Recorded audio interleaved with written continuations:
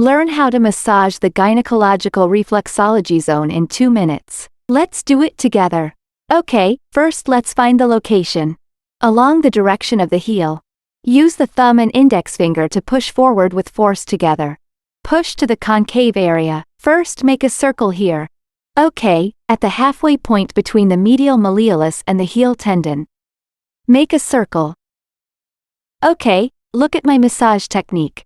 Use the thumb and index finger to push forward with force together.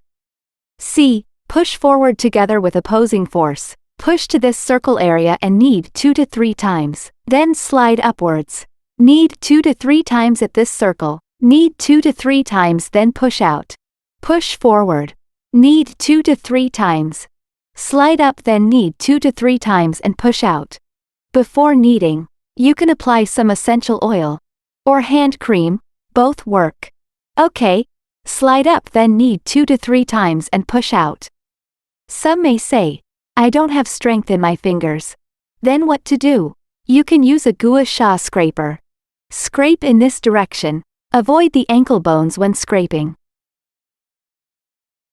Okay, scrape upwards like this. After scraping the inside, scrape the outside. The inside is the uterine reflexology zone.